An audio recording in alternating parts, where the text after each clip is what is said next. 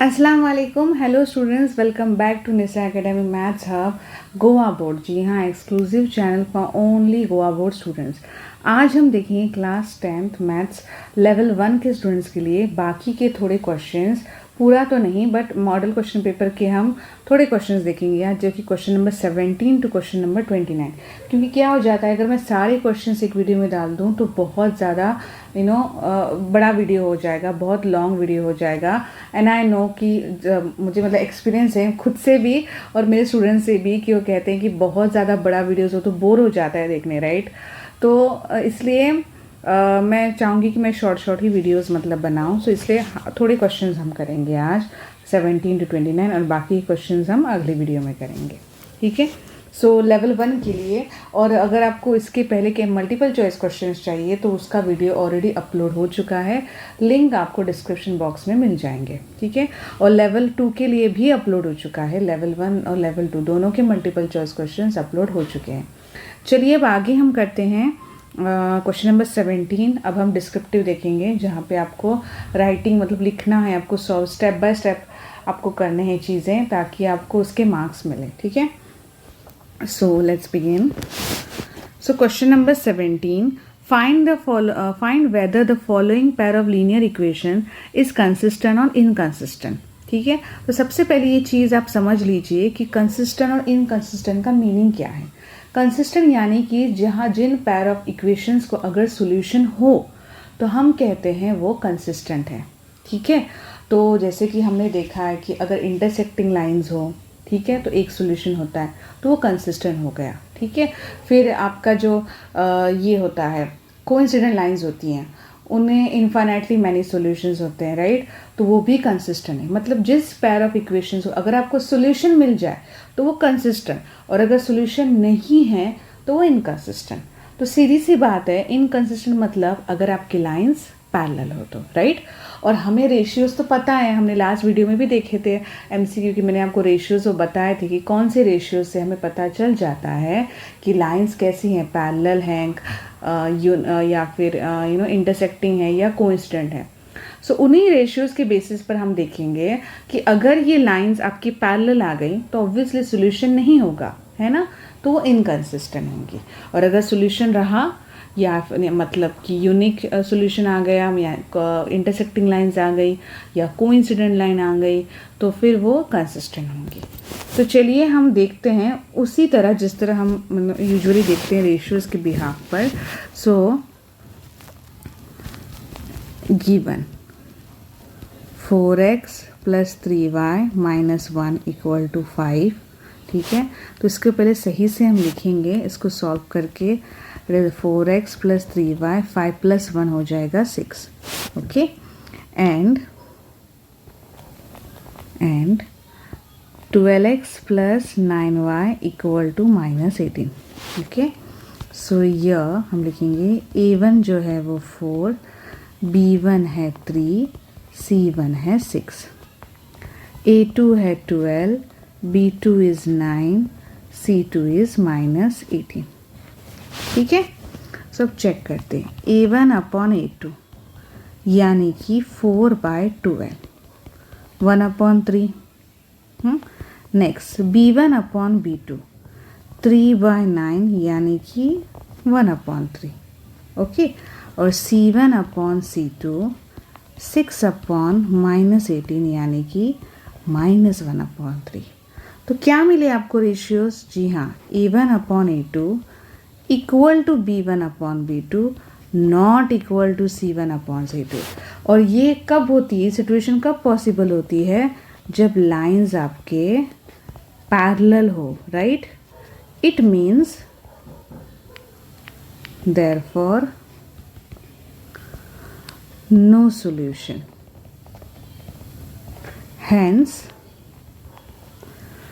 हम लिखेंगे the given pair of linear equations are inconsistent.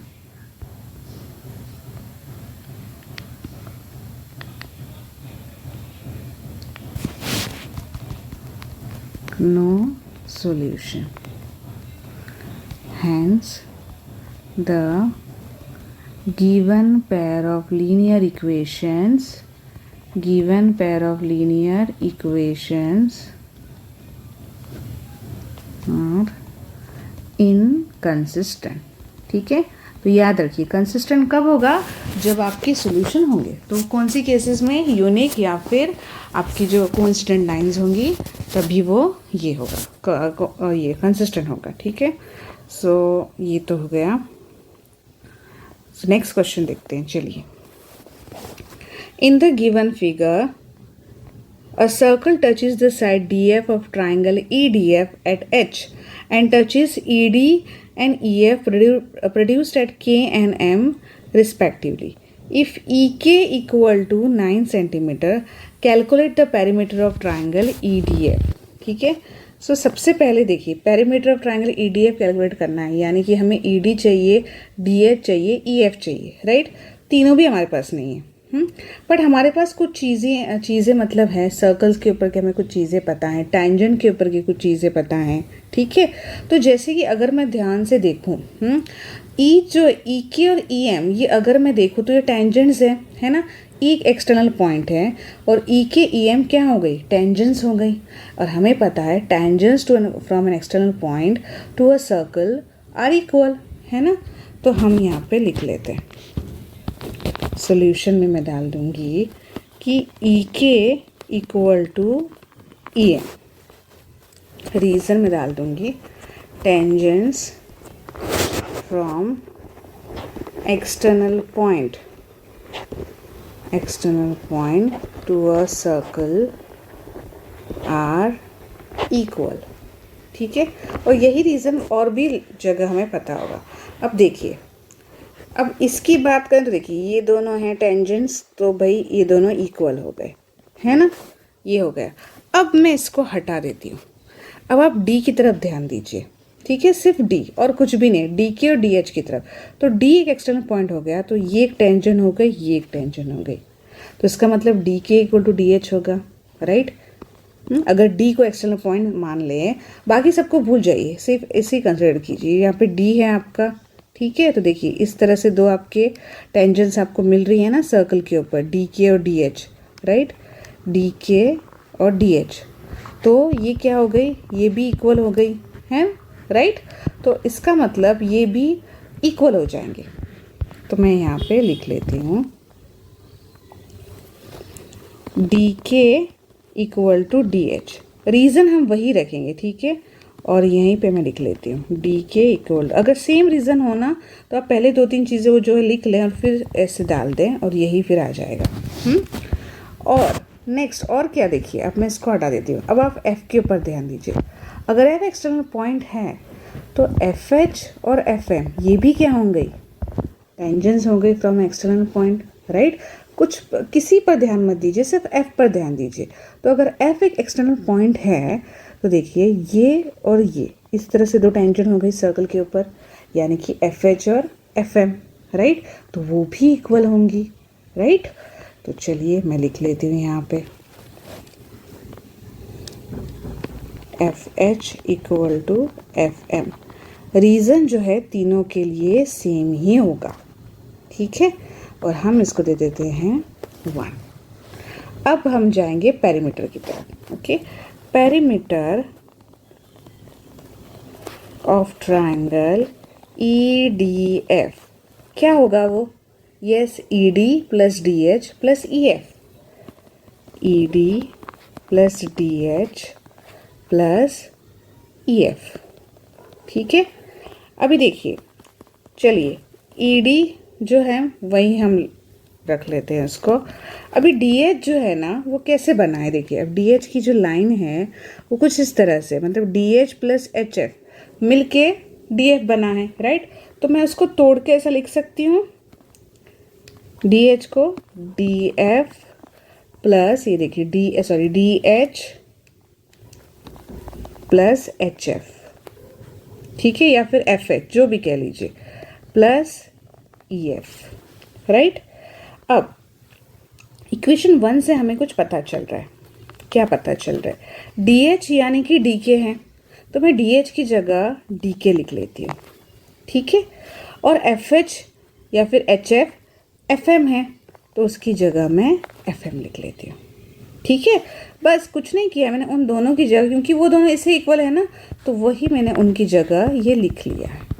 ये हम लिखेंगे फ्रॉम इक्वेशन फ्रॉम वन हम लिख लेते हैं। ठीक, कहाँ से हमें मिला है ना, बताना चाहिए ना उन्हें। अब आप देखिए, अब ED प्लस DK, ठीक है, क्या बन रहा है देखिए, ED और DK मिला के क्या बन रहा है, ये पूरी रेड लाइन देखिए EK बन रहा है, राइट। और हमें क्या देखिए यहाँ पे दिए FM और EF, है ना, देखिए EF और ये FM मिला के क्या बन रहा है, पूरा EM बन रहा है, राइट। तो इसका मतलब ED प्लस DK मिला के ये पूरा EK, EF प्लस FM मिला के EM बन रहा है।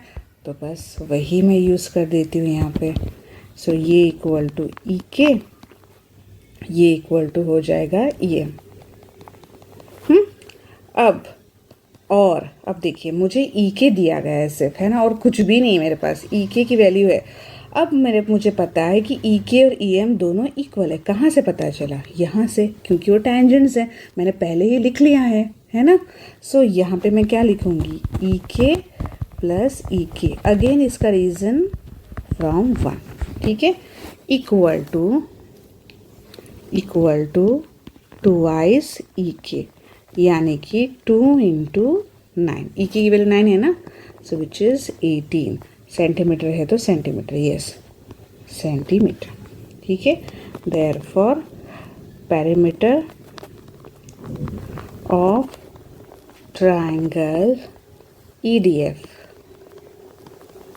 इक्वल टू 18 सेंटीमीटर, ठीक है। अब आप देख सकते हैं मैं इतना स्लो ले रही हूँ और मैं बहुत मतलब ये अच्छे से लिख रही हूँ, क्योंकि देखिए एग्ज़ाम्स में जो है ना आपका प्रेजेंटेशन पेपर का बहुत ज़्यादा इंपॉर्टेंट रहता है, ठीक है। अगर आप मिस्टेक्स करेंगे ऐसे बार बार ऐसे, अगर आपको देखिए अगर कुछ गलत आपने किया मान लीजिए, तो ऐसे ऐसे करके मत रब कीजिए कभी, ठीक है। ऐसे ऐसे करके कोई रब करते हैं ना हम लोग और फिर आप यहाँ पर लिख लेते हैं, तो वो बड़ा इंप्रेशन ख़राब हो जाता है। एंड नॉर्मली जब हम एज अ टीचर मैं कह रही हूँ, जब हम करेक्ट करते हैं, अगर पेपर बहुत अगर अच्छा होना तो it feels good, like correction में भी अच्छा लगता है, ओके। एंड और प्रेजेंटेशन अगर अच्छा हो देन यू नो एक करेक्शन में भी अच्छा लगता है। एंड हम लोग डिटेल में अगर देखें भी तो हमें पता है कि हाँ चलो भाई इसने मतलब ये जो भी है बहुत अच्छे से सॉल्व किया है, ठीक है। तो मैं कहना क्या चाहती हूँ, जितना प्रेजेंटेशन हम अच्छा रखेंगे उतना आपके लिए बेहतर है, ठीक है। अगर आप चाहते हैं मुझे, ये मैं लिख लेती हूँ DH को, ये DS प्लस DF था ना ये, और सॉरी देखिए अच्छा हुआ ना मैंने देख लिया, DH plus HF, okay DF है वो, सॉरी हाँ, ED plus DF plus EF था, ओके। तो कहने का मतलब ये है कि आप प्रेजेंटेशन बहुत अच्छा रखिए, ठीक है। अगर आप और भी कुछ टिप्स चाहते हैं आपके पेपर सॉल्व या जो भी के रिगार्डिंग, तो मुझे ज़रूर कमेंट में बताइएगा। मैं अलग से एक वीडियो बनाऊंगी कि आपको किस तरह से प्रिपरेशन करनी है आपके 10th बोर्ड के लिए, यू नो आपको किस तरह से मतलब टॉपिक्स का ये करना है और फिर पेपर्स किस तरह से लिखने हैं, ठीक है। तो जब भी अगर आपको कुछ मतलब चाहिए कोई आइडियाज़ वगैरह किस तरह से आपको मतलब स्टडी करना है बोर्ड एग्ज़ाम के लिए अच्छे मार्क्स जैसे स्कोर करने के लिए, तो मुझे ज़रूर कमेंट में बताइएगा। मैं उस पर एक वीडियो ज़रूर बनाऊंगी और अपना एक्सपीरियंस भी शेयर करूंगी आपके साथ, ओके। सो चलिए नेक्स्ट वाला देखते हैं।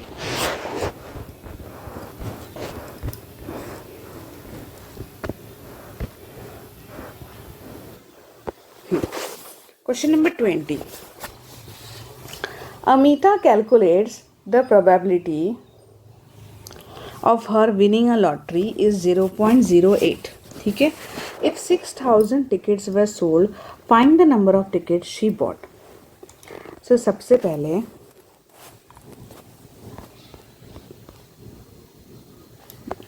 नाइनटीन क्वेश्चन मिस हो गया शायद, है ना, एक मिनट। हाँ ओके, सो देखिए 19 क्वेश्चन गलती से वो मैंने मिस कर दिया, मतलब जब मैं एडिट करी थी, या यूँ कह लीजिए मैं जब उसको मतलब ये इसमें ये जो इमेजेस में डाल रही थी, I guess I miss out the 19 question. कोई बात नहीं, अब मैं लिख लिया है। तो 19 क्वेश्चन देखिए क्या कहता है। Find the area of the sector of a circle with radius 6 centimetre if the angle of the sector is 60 degree. ठीक है, तो हमें क्या पता है कि एरिया ऑफ द सेक्टर क्या होता है, formula theta upon 360 into pi R square. ठीक है, सो 60 अपॉन 360 इंटू पाई। अब यहाँ पे उन्होंने मेंशन किया, देखिए यहाँ पे भी आ गया है थोड़ा, डू नॉट सब्सटीट्यूट फॉर पाई। पाई की वैल्यू उन्होंने डालने से मना किया है, इसलिए मैंने नहीं डाला। ठीक है, सो आर जो है वो 6 है, 6 1 ज़ा 6 6 ज़ा, और ये होगा 36 पाई बाय 6 यानी कि 6 6 ज़ा, सो 6 पाई सेंटीमीटर स्क्वायर। सेंटीमीटर स्क्वायर बहुत इंपॉर्टेंट है, यूनिट इसके लिए आपको हाफ मार्क्स होंगे, तो यूनिट लिखना बहुत ज़रूरी है। ठीक है, ज़रूर लिखिएगा, मिस मत कर दीजिए। Next question, Amita calculates that the probability of her winning a lottery is 0.08. If 6,000 tickets were sold, find the number of tickets she bought. तो देखिए प्रोबेबिलिटी कितनी है उसकी, मतलब उनकी जीतने के चांसेस हमें दिए गए हैं, प्रोबेबिलिटी ऑलरेडी दी गई है यहाँ पे। ठीक है, so probability of Amita winning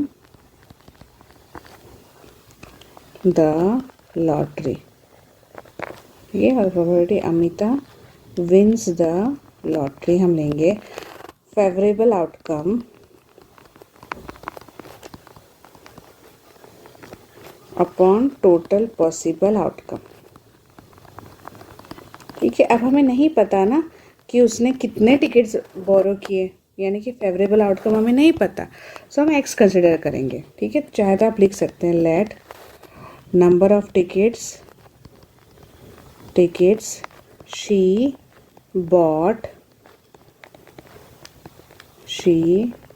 bought B X. ठीक है, अपॉन टोटल पॉसिबल आउटकम जो कि है 6,000। अब विंस द लॉटरी की हमें दिया गया है 0.08 upon x into x upon 6,000, so therefore x की वैल्यू क्या होगी 6,000 इंटू 0.08। आप डायरेक्टली मल्टीप्लाई कर सकते हैं, या फिर अगर आपको डेसिमल से मुश्किल हो रही है फ्रैक्शन में चेंज कर दीजिए, बहुत सिंपल। ये देखिए 8 अपॉन ये 100 है, 2 नंबर के बाद में है ना डेसिमल, सो 8 अपॉन 100, ये देखिए ये चला गया, 8 6 ज़ा 48 एंड 0 आया ईजीली, राइट। सो इस तरह से भी आप कर सकते हैं। ठीक है, question number 21, find the HCF of 145 and 325 using Euclid's division algorithm. तो कैसे करते हैं यूक्लिड्स डिवीजन में, ये सबसे पहले जो बिगर नंबर होगा 325 और यहाँ हम ये डिवाइस है। ठीक है, तो हम डायरेक्टली 145 इंटू स्टार्ट करेंगे। ठीक है, 2 से स्टार्ट कर लेते हैं, अगर जो भी क्लोजर नंबर होगा हम वो देखेंगे। 2 5 ज़ा 10, 2 4 ज़ा 8, 2 1 ज़ा 2, फिर 3 ज़ा कर लेते हैं, 3 5 ज़ा 15, 3 4 ज़ा 12 13, 3 1 ज़ा 3। अब ये तो ऑब्वियसली हायर है, सो मैं इस पर चली जाऊंगी। ठीक है, तो हम ये इस तरह से लिख लेते हैं 290, ये हो जाएगा 5, 12 माइनस 9 3। अब क्या होता है, अब हम नेक्स्ट कैसे प्रोसीड होता है यूक्लिड्स का डिवीजन, जैसे कि अभी ये जो है ये डिविडेंड था, ये डिवाइज़र था, राइट। तो जो उसका रिमाइंडर होगा अभी, अब वो बन जाएगा आपका डिवाइज़र, और जो आपका डिवाइज़र था वो बन जाएगा आपका डिविडेंड। ठीक है, तो अब देखते हैं 35 के टेबल, मतलब 35 क्लोजर, 35 हम डायरेक्ट 5 से कर लेते हैं, थोड़ा बड़े नंबर से कर लेते हैं, शायद मिल जाए। 5 5 ज़ा 25, 5 3 ज़ा 15, 16 17, तो ये तो बड़ा हो गया। 4 से 4 5 ज़ा 20, 4 3 ज़ा 12, 12 प्लस 2 14, तो आई गेस यही हमें लेना होगा। ओके, तो यही प्रोसेस होता है। ठीक है, अगर फिर से जो रिमाइंडर, जब तक आपका रिमाइंडर 0 नहीं आता आपको ये प्रोसेस करनी है। ठीक है, तो ये हो जाएगा 5। अब देखिए, अब फिर से जो है ये जो रिमाइंडर जो है आपका डिवाइज़र, और आपका जो डिवाइज़र था वो डिविजन। 5 7 ज़ा 35 0। और लास्ट में लास्ट स्टैंडिंग जो डिवाइज़र है वो है आपका HCF। सो मैं यहाँ पे लिख लेती हूँ HCF of 3 145 comma 325 equal to 5। Okay, I guess first chapter पे ज़्यादा मार्क्स के क्वेश्चंस हैं नहीं, और मुझे लगता है सिर्फ 2 मार्क्स की कुछ क्वेश्चंस है, आई डोंट नो, या फिर शायद इसमें MCQs में भी उतने ज़्यादा मुझे दिखे नहीं, बट या इतने तो आई गेस आ ही जाएगा, बेसिक सा ही कुछ आएगा। ठीक है, सिंपल। नेक्स्ट हम करते हैं question number 22। A race track is in the form of a circular ring whose outer and inner circumference are 396 meter and 352 meter respectively. Find the width of the track. ठीक है, सो कुछ इस तरह से होंगे वो। देखिए सर्क्यूलर रिंग ना, ऐसा और ऐसा। ठीक है, तो उन्होंने क्या बोला है कि देखिए whose outer and inner circumference are 396 and 352। ठीक है, तो हमें width of the track निकालना है, तो उसके से हमें रेडियस चाहिए। विड्थ ऑफ द ट्रैक मतलब अब ये सेंटर है, तो ये रेडियस हो गया। हम मान ले इसको R1 ले लेते हैं। ठीक है, और इसको हम, ये इसका रेडियस हो गया, ये हम R2 ले लेते हैं। तो विड्थ मतलब मुझे ये चीज़ निकालनी है, देखिए ये वाली चीज़ निकालनी है। तो कैसे निकालूंगी मैं? ऑब्वियसली R1 में से अगर ये R2 माइनस कर दूँ तो ये विड्थ बचेगी मेरे पास, राइट। लेकिन मेरे पास तो रेडियस ही नहीं है, तो वो तो निकालना पड़ेगा ना। तो सबसे पहले मैं यहाँ पे लिख लेती हूँ, let the radius of outer track be R1 and inner track be R2। ठीक है, सो मेरे पास सर्कमफ्रेंस है, राइट, और सर्कमफ्रेंस का फॉर्मूला मुझे पता है। सो आउटर सर्कमफ्रेंस कितना है मेरे पास? 396, इनर है 352।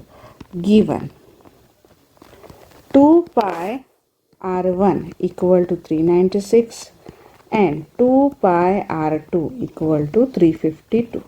तो बस वहीं से मुझे जो है वो मिल जाएंगे। ठीक है, मेरे radius. So R1 equal to 396, या फिर अब ऐसे कर सकते हैं 2 into 22/7 into R1 is equal to 396। ठीक है, एंड 2 इंटू 22 साइमल्टेनियस आप कर सकते हैं, या फिर अलग अलग भी, अगर आपको नहीं हो रहा एक साथ में तो आप अलग अलग भी कर सकते हैं। फिर R1 की वैल्यू क्या होगी? 396 इंटू ये देखिए ये हो जाएगा जो कि है डिवाइड में, यहाँ पे मल्टीप्लाई में, और ये मल्टीप्लाइड के डिवाइड में आ जाएंगे। ऐसा करने से आपको मतलब जो जो आप कैंसिल कर सकते हैं, थोड़ा मतलब रिड्यूस कर सकते हैं। ये भी वैसा ही 2 इंटू 22। अब देखते हैं क्या क्या कैंसिल होता है। ठीक है, 2 1 ज़ा 2 9 ज़ा 18, 2 8 ज़ा 16। ठीक है, फिर क्या हो जाएगा देखिए 2 11 ज़ा, और फिर से 2 9 ज़ा 18, और 2 9 ज़ा, और 11 9 ज़ा 99। सो 7 9 7 ज़ा 63। ठीक है, और R2 की वैल्यू क्या होगी देखिए 2 1 ज़ा 2, 2 7 ज़ा 2 6 ज़ा। ठीक है, फिर ये फिर से 2 11 ज़ा 2 8 ज़ा और 2 8 ज़ा, राइट। 11 8 ज़ा 88, 8 7 ज़ा 56। हम बस कैंसिलेशन रिड्यूस करते, जितना रिड्यूस कर सकते हैं कैंसिल करिए, या फिर आप मल्टीप्लिकेशन करके भी ऐसे सॉल्व कर सकते हैं, बट उसमें बहुत टाइम चला जाएगा। अब मुझे विथ निकालनी है। So width of the track कैसे निकालूंगी मैं? Yes, R1 minus R2, 63 minus 56 जो कि है मेरे पास 7 सेंटीमीटर। ओके, तो इस तरह के क्वेश्चंस की पॉसिबिलिटी है। कोई भी क्वेश्चन ना समझ में आए मुझे प्लीज़ मैसेज दे दीजिएगा। ठीक है, मैं ज़रूर मतलब कमेंट ज़रूर कीजिएगा, मैं फिर से एक्सप्लेन दूंगी, बट प्लीज़ कोई डाउट मत रखिए, अपने डाउट्स प्लीज़ क्लियर कीजिए। ठीक है, next question number 23। In triangle ABC DE parallel to BC। ठीक है जी, if AD equal to 4 A equal to 8, DB x minus 2 है, EC 3 x minus 19, find the value of x। अब हमें पता है सबसे हमारा इम्पॉर्टेंट जो है चीज़ की हमने जो सीखी है, जैसे मैंने कहा वो थियोरम बहुत ज़्यादा इम्पॉर्टेंट है, उसकी एप्लीकेशन या फिर थियोरम भी आ सकता है, right. So D parallel to B C जो है, तो इसका मतलब पैरेलल है, मतलब हमारे दिमाग में एक ही चीज़ आती है, क्या? Basic proportionality theorem. So basic proportionality theorem क्या कहता है कि अगर एक लाइन पैरेलल है then divides the other two sides into in equal ratio, यानी कि A D by D B equal to A E upon E C. अब इसका रीज़न क्या है? Yes, by basic proportionality theorem, और बीपीटी आप लिख सकते हैं। इस थ्योरम का एक्सप्लेनेशन का वीडियो भी मैंने अपलोड किया है। आपको नहीं पता ये थ्योरम, मतलब नहीं समझ में आया, तो प्लीज़ जाके ज़रूर चेक कीजिएगा, ठीक है। ए डी का जो वैल्यू है वो है 4, डी बी है x माइनस 2, ए ई है 8 and this is 3x minus 19। Let's cross multiply 4 into 3x minus 19। ये आई नो मेरे से ये बहुत ज़्यादा सिली मिस्टेक्स हो जाती हैं, तभी तो मैंने कहा कि मैं आपको अपना एक्सपीरियंस ज़रूर बताऊंगी। ठीक है। सो 12x माइनस 19 4 ज़ा 76 है, 8x माइनस 8 2 ज़ा 16। सो 12x माइनस 8x माइनस 16 ये हो जाएगा प्लस 76, ये हो जाएगा 4x, ये हो जाएगा 60। x की वैल्यू 60/4 यानी कि 15, ठीक है। देयरफॉर x इक्वल टू 15, ठीक है। सो बीपीटी का यूज़ करके हमने ये सॉल्व किया, ठीक है। नेक्स्ट क्वेश्चन करते हैं। Question number 24. If the distance between the points a2 minus 2 and b minus 1x is equal to 5, then find the value of x. Distance formula यहाँ पे हम यूज़ करेंगे। क्या है डिस्टेंस फार्मूला? अगर ए बी है तो डिस्टेंस फार्मूला क्या होता है? x2 minus x1 whole square, correct, plus y2 minus y1 whole square, है ना। ये distance between any two points, ये हमारा डिस्टेंस फार्मूला। तो यहाँ पे ए की वैल्यू हमें दी गई है G1, ठीक है, G1। तो मैं इसको ले लेती हूँ x1 y1, और b जो है -1x, इसको मैं ले लेती हूँ x2 y2, ठीक है। सो ए बी क्या हो जाएगा? अब याद रखिए, अगर आपको x1 माइनस x2 करना है तो भी वो सही है, हाँ, क्योंकि स्क्वायर हो रहा है। तो अगर आप x1 माइनस x2 करेंगे तो भी करेक्ट है, याद रखिए। बहुत बच्चे कहते हैं कि नहीं हमें इसी x2 माइनस x1 से जाना है, शायद वही करेक्ट है। कभी कभी हो जाता है ना गलती से, oh no x1 minus x2 ले लिया तो रॉन्ग हो गया। नहीं, बिल्कुल भी रॉन्ग नहीं है, क्योंकि स्क्वायर हो रहा है भाई। नेगेटिव का भी स्क्वायर तो पॉजिटिव आएगा ना। अगर आपने 1 माइनस 2 कर लो या 2 माइनस 1 कर लो, स्क्वायर तो पॉजिटिव ही आना है, ठीक है। हाँ, अगर स्क्वायर ना हो तो हम नहीं कह सकते कि 1 minus 2 equal to 2 minus 1, correct ना। लेकिन अगर स्क्वायर हो रहा है तो आप x1 माइनस x2 ले लो या x2 माइनस x1 ले लो, दोनों भी करेक्ट है, क्योंकि स्क्वायर कर रहे हैं हम, तो उसकी वैल्यू पॉजिटिव ही होगी, ठीक है। फिर अब हम यहाँ लेते हैं, सो ए बी जो है वो है x2, सो -1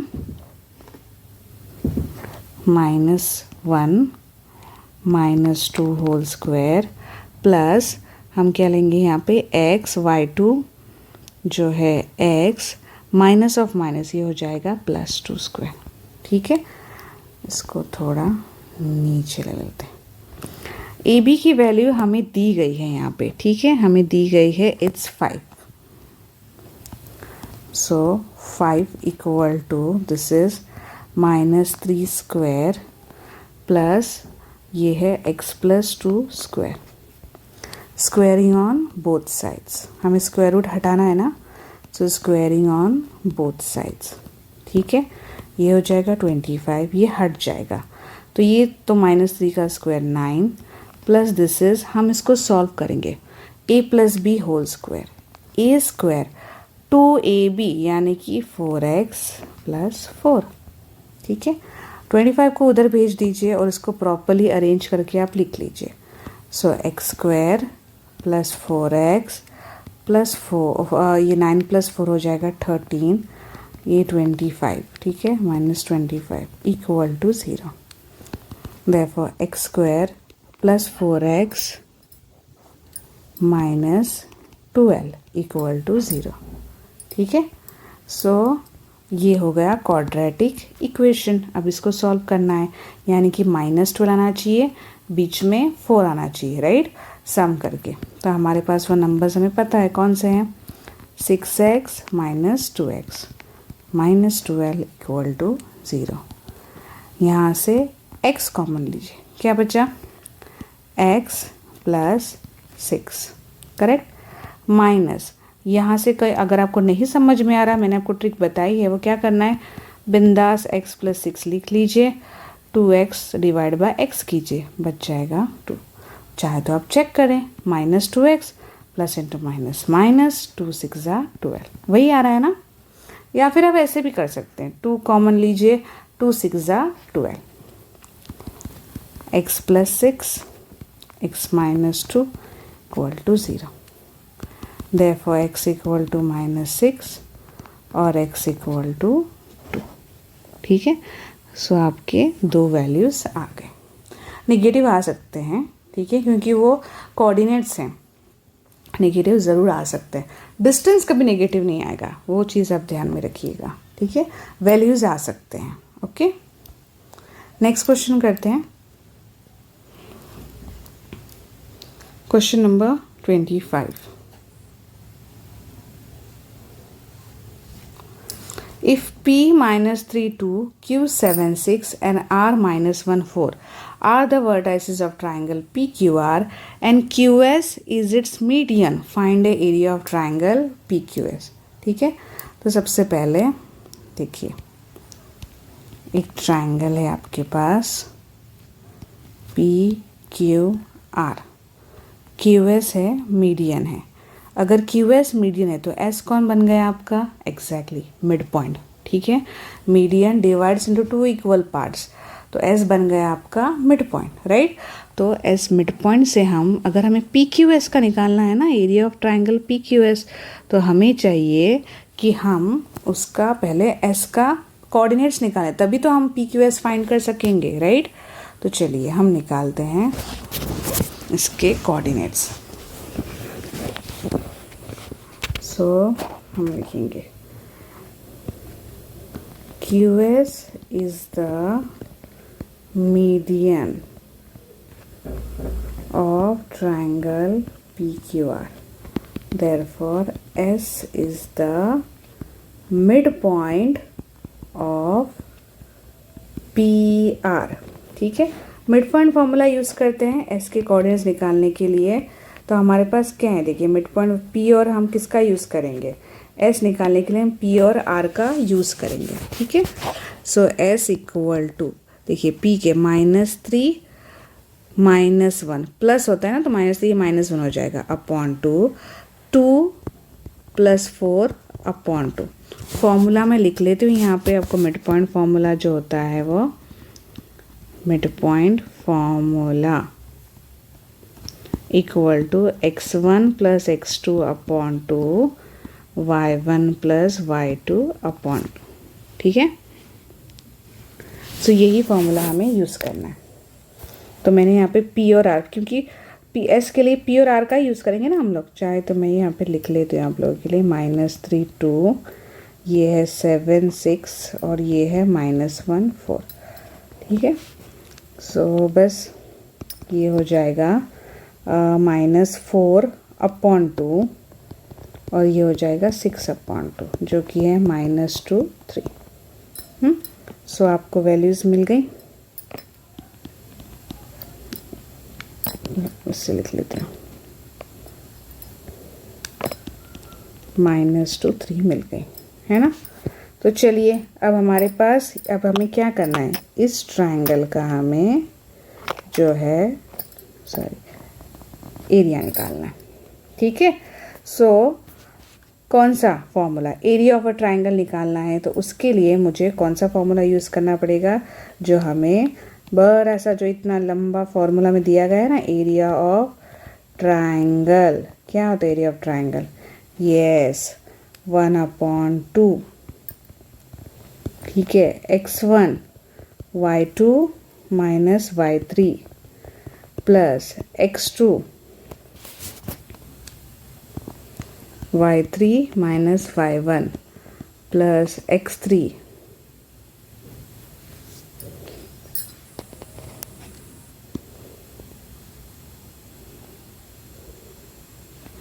2 3, ये देखिए 2 3 3 1 2,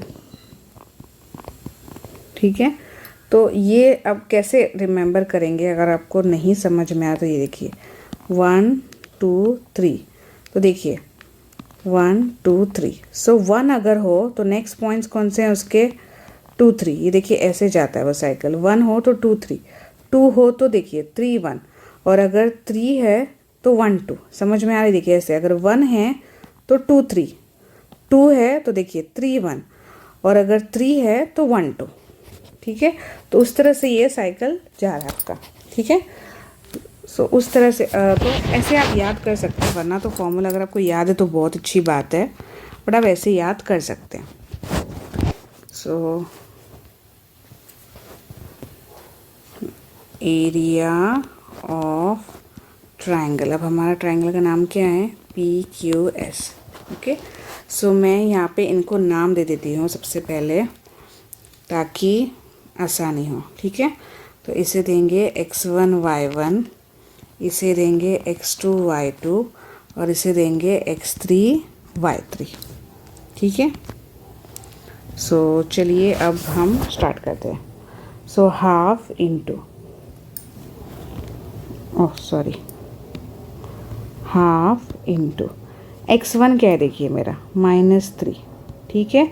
y2 मेरा है 6 माइनस y3 है मेरे पास 3, प्लस x2 क्या है मेरा 7, y3 है मेरे पास 3 माइनस y1 है मेरे पास 2, x3 क्या है मेरा -2, ठीक है। y1 है मेरे पास 2 माइनस y2 है मेरे पास 6, ठीक है। थोड़ा केयरफुल रहिए, कभी कभी मतलब गड़बड़ माइनस प्लस में साइंस में मिस्टेक्स हो जाती हैं, मेरी भी होती हैं, ठीक है। सो थोड़ा केयरफुल इसमें आपको आराम से इन्हें देख देख के करना है। देन 1/2 -3 इंटू 3, ठीक है, प्लस ये 7 3 माइनस 2 1, ये -2 इंटू -4, सो ये इक्वल टू 1/2 माइनस 9 प्लस 7, ठीक है, प्लस 8, हाफ इंटू ये कितना हो जाएगा 6, देखिए -9 plus 7 -2 plus 8 6, so equal to 3 square units, ठीक है। तो इस तरह से आपको ये सॉल्व करना है। ये यहाँ पे थोड़ी सा मैं अच्छे से मैं आपको यहाँ पे लिख के रखूँगी ये पी और की वैल्यूज़, बट इस तरह से ये सॉल्व करना है, ठीक है। So hope you understood this. Next question करते हैं। Find the value of k for which the area of the triangle form by the points a1k b-4 3 and c-9 7 is 15 square units. यहाँ मतलब यहाँ पे आपको एरिया दी गई है, आपको बस k की वैल्यू निकालनी है। और में है ये ऑप्शन में, तो आप चाहे तो ऊपर का करें या ये वाला करें, ठीक है। सो सबसे पहले हम ये a1k, ठीक है, इसको मैं देती हूँ x1 y1, फिर b4 -3 इसको मैं लेती हूँ x2 y2, और c-9 7 इसको मैं ले लेती हूँ x3 y3, ठीक है। So area of triangle ABC, triangle ABC, सो 1/2, अब फॉर्मूला ऊपर लिख लिया मैंने, मैं दोबारा नहीं लिख रही हूँ, पर आप एग्ज़ाम में अगर फर्स्ट टाइम कर रहे हैं तो ज़रूर लिखिएगा, ठीक है। सो x1 जो है मेरा क्या है, okay 1, okay, y2 minus y3, सो -3 -7, ठीक है, प्लस x2 मेरा है यस 4, ठीक है 4, फिर इसके बाद आ जाएगा मेरा 7, y2 सॉरी y3, हाँ 7 माइनस माइनस जो कि हो जाएगा ये k हो जाएगा y1, ठीक है, एंड फिर -9 जो कि मेरा हो जाएगा k plus 3. Okay, so yes it is correct. एक बार चेक कर लूँ. 1 - 3 plus 4 this x2, so y3 - y1 correct. Okay, ठीक है. सो मुझे दिया गया है इक्वल टू, इसकी वैल्यू दी गई है ना मुझे ऑलरेडी, तो 15 इक्वल टू मैं लिख लेती हूँ, ठीक है. इक्वल टू 1/2 ये हो जाएगा -10 प्लस ये हो जाएगा 7 4 28 -4k, ये हो जाएगा -9k plus into minus -27. Okay, 15 2 इसको नीचे ले लेते हैं, 30 हो जाएगा इक्वल टू नंबर्स अगर गिने -10 प्लस 28 ये हो जाएगा this 18, yes, and this is -27, so this is 13k minus this it will be I guess -9, yes, okay, -13k. इसको मैं उधर भेज देती हूँ. ये 30, yes, so 39 equal to -13k, ठीक है. देयरफॉर k की वैल्यू होगी 39 - 13 यानी कि -3. ओके, सो ये आपका answer. Just calculation it is. तो हो सकता है अगर कोई मतलब गड़बड़ हुई हो तो प्लीज़ चेक कर लीजिएगा. Okay, but I hope it's correct, क्योंकि वैसे तो ऐसा तो नहीं बोलूँगी कि मैं कैलकुलेशन में कच्ची हूँ, बट सिली मिस्टेक्स मुझसे बहुत हुए हैं. I am always proved from जब से मैंने आई गेस स्टार्टिंग शुरू की है मैथ्स की. I am always into silly mistake. Calculation में छोटे मोटे ऐसे सिंपल बड़े प्रॉब्लम्स में सॉल्व कर लूँ आराम से, बट सिंपल कैलकुलेशंस मतलब मैं वहाँ पे सिली मिस्टेक्स आई गेस सब रिलेट कर पाएंगे मुझसे बहुत सारे बच्चे कि सिंपल कैलकुलेशन में मिस्टेक हो जाते हैं मुझसे. इसलिए ऐसे जो कैलकुलेशन होते हैं ना मैं बहुत ज़्यादा केयरफुली चेक करती हूँ, वरना साइंस में कुछ ना कुछ गड़बड़ हो जाएगी कभी. Anyways, next one, 26th one. In triangle APQ, angle APQ equal to 90 degree. Cos Q जो है वो 15/17 है. AP की लेंथ फाइंड करनी है और कॉट A की वैल्यू हमें फाइंड करनी है, ठीक है.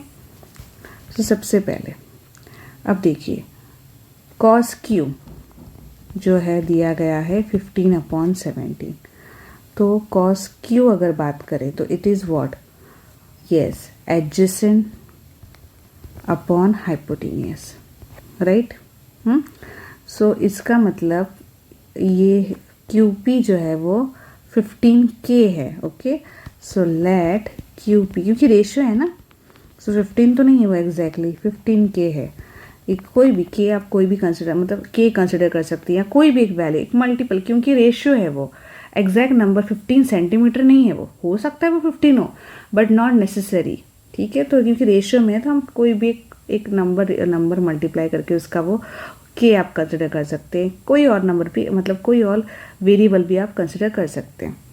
AQ इक्वल टू 17k, ठीक है. तो हमें निकालना है सबसे पहले AP. So obviously Pythagoras right angle triangle है. Okay, so AP square, okay, sorry AQ square equal to AQ square plus QP square by Pythagoras theorem, ठीक है. So AQ 17k whole square. AQ मुझे नहीं पता, निकालना है. और sorry AP square, okay, AP square. और क्यू पी जो है वो मेरे पास है already 15k whole square. 289k square, A P मुझे नहीं पता, दिस इज़ 225k स्क्वायर। इसको यहाँ भेजो, 289k square minus 225k square equal to A P square. So कितना हो गया ये 64, yes. So 64k square equal to A P square. So A P की वैल्यू कितनी हो गई 8k, ठीक है। इसको थोड़ा नीचे ले लेते हैं। अब मेरे पास ए पी आ गया और मुझे क्या निकालना है, कॉट ए। कॉट ए क्या है, अपोजिट अपॉन एडजेसेंट, यानी कि Q P upon A P, ठीक है। Sorry, not opposite upon adjacent, वो तो 10 हो गया ना। Adjacent upon this, adjacent upon opposite, sorry my mistake, ठीक है। एडजेसेंट अपॉन अपोजिट, सो एडजेसेंट जो है वो है ई पी, ठीक है, विच इज एंड अपोजिट जो है वो है Q P. So this is 8k upon 15k, के गया 8 upon 15, okay, so this is the final answer. और में इस तरह से है, ये वाला एक्सप्रेशन मतलब ये वाला एग्जाम्पल है। सो चलिए ये वाला करते हैं। सो 4 cos स्क्वायर 60 क्या होता है, इस 1/2 स्क्वायर। साइन 45 होता है 1/√2, सो कोसेक होगा उसका रेसिप्रोकल, ठीक है। माइनस tan 30 होता है 1/√3, तो cot 30 होगा उसका रेसिप्रोकल, ठीक है। सो इस तरह से आप याद रख सकते हैं। -√3 का स्क्वायर है 3 गया। सो 1 + 2 - 18 जो कि है -15, ओके। तो ये भी आप इस तरह से कर सकते हैं। और ऑप्शन है तो आप दोनों कर सकते हैं या फिर एक ही। अगर आपके देखिए, सबसे पहले आप टाइमिंग अपना देखिए, टाइम अपना सेट कीजिए, इतने टाइम में आपके, वरना क्या हो जाता है कि हम लोग कभी एक्स्ट्रा सॉल्व करते हैं, फिर एक्चुअल प्रॉब्लम्स हमारे रह जाते हैं सॉल्व करने के आगे, ठीक है। तो ज़रूरी है कि एक्स्ट्रा तब सॉल्व करें जब आपके पास बहुत ज़्यादा टाइम है। पहले आपके जो आपको पूरे करने हैं, आप जिन पर कॉन्फिडेंट है वो पहले कंप्लीट कीजिए, उसके बाद आप चाहे तो एक्स्ट्रा वर्क कर सकते हैं। Next, prove the trigonometric identity sin a into 10 upon 1 - cos a। LHS से स्टार्ट करते हैं।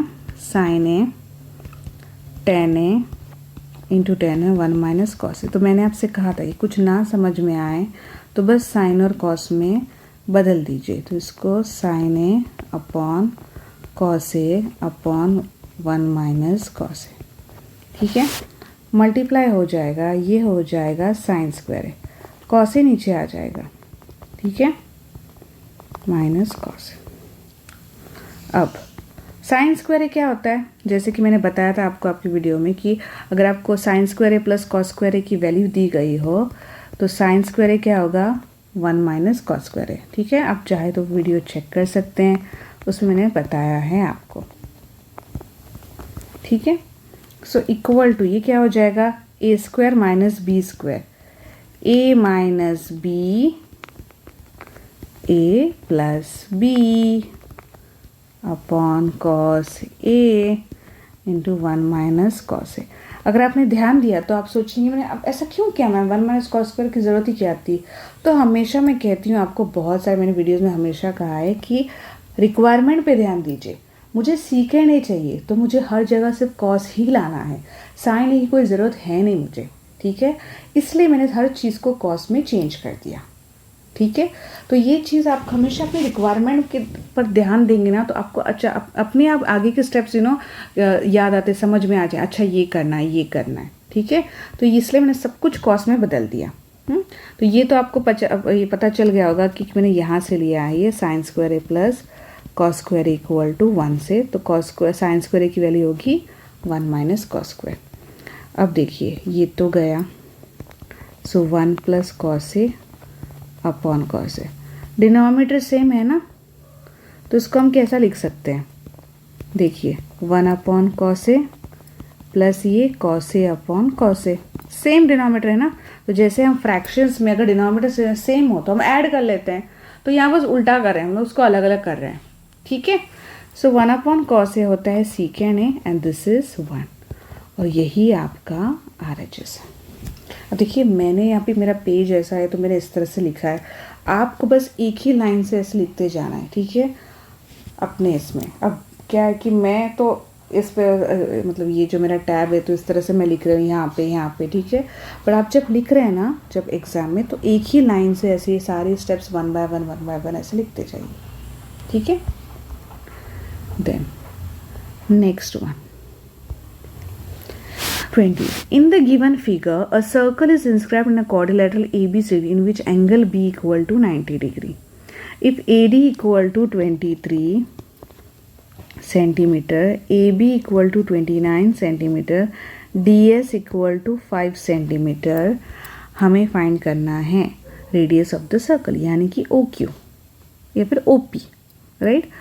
अगर आप ध्यान से देखें, क्योंकि OP रेडियस है तो BC एक टेंजेंट हो गया, तो OP इससे परपेंडिकुलर होगा, OQ इससे परपेंडिकुलर होगा, राइट। तो इसका मतलब ये 90 ऑब्वियसली ये 90 होगा ना फिर, ठीक है। तो ये भी तो 90 होगा, तो ये क्या बन गया, सारे 90 मतलब स्क्वायर बन गया है ना। तो मैं यहाँ पे लिख लेती हूँ OP परपेंडिकुलर टू BC, ठीक है, OQ परपेंडिकुलर टू ये जो है AB, ठीक है। So radius perpendicular to tangent,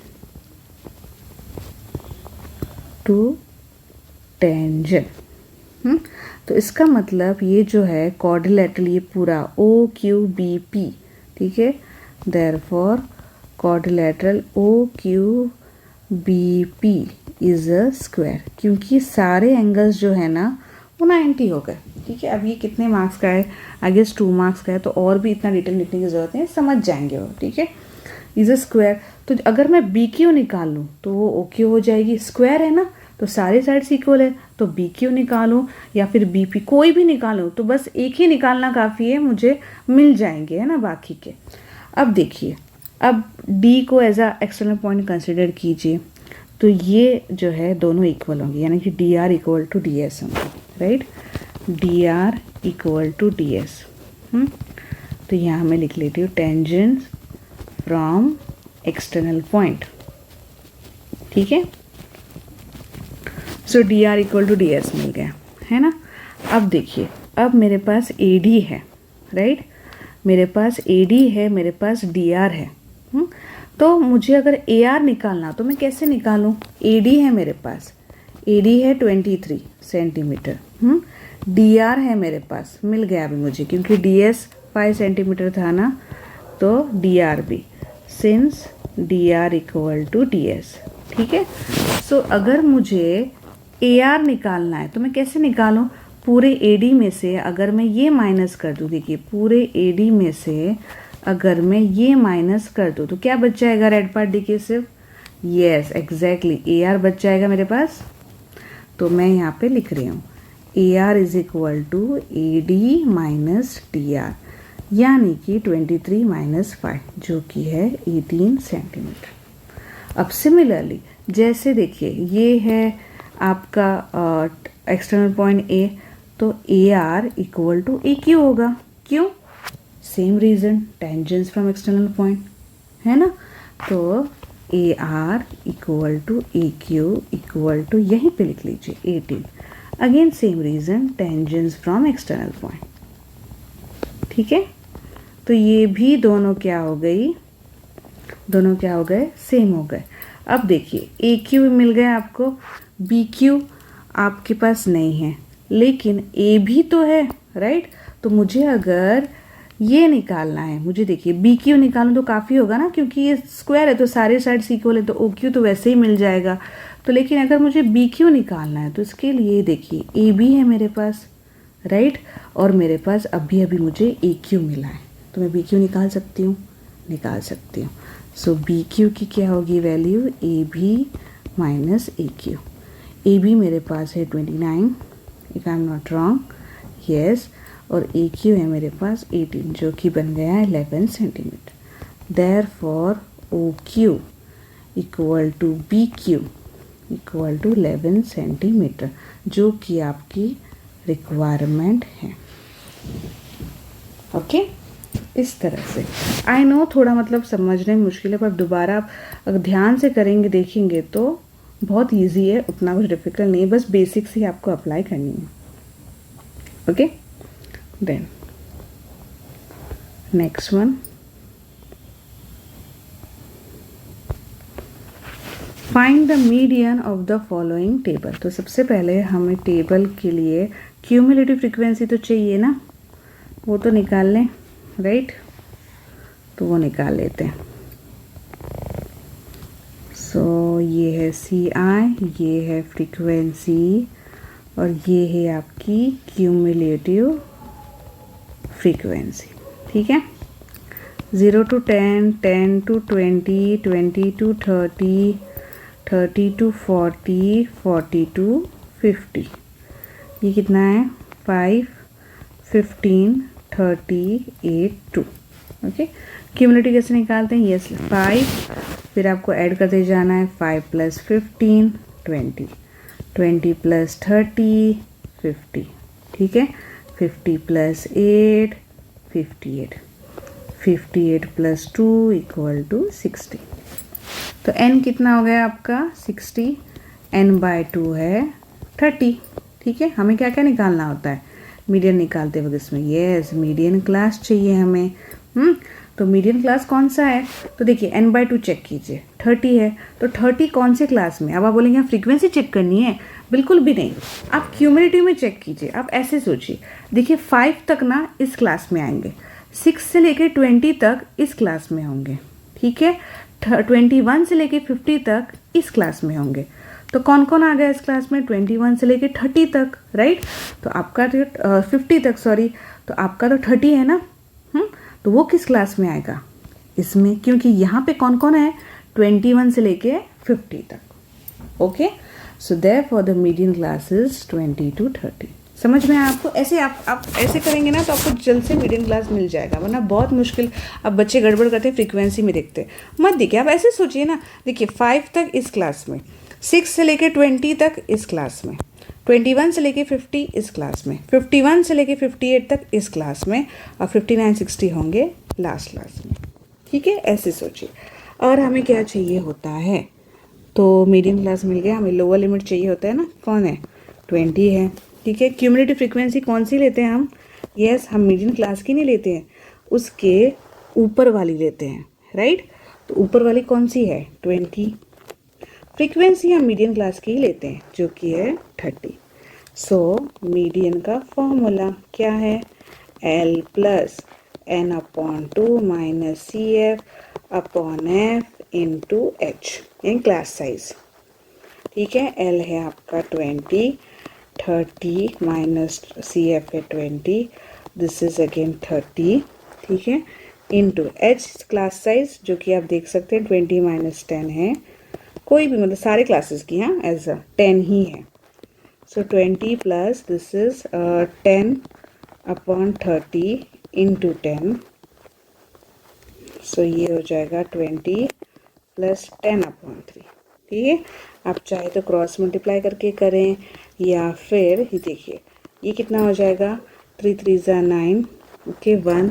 सो ये हो जाएगा फिर से 3 × 3 = 9, रिकरिंग होगा। उन्होंने क्या है अप टू 1 डेसिमल।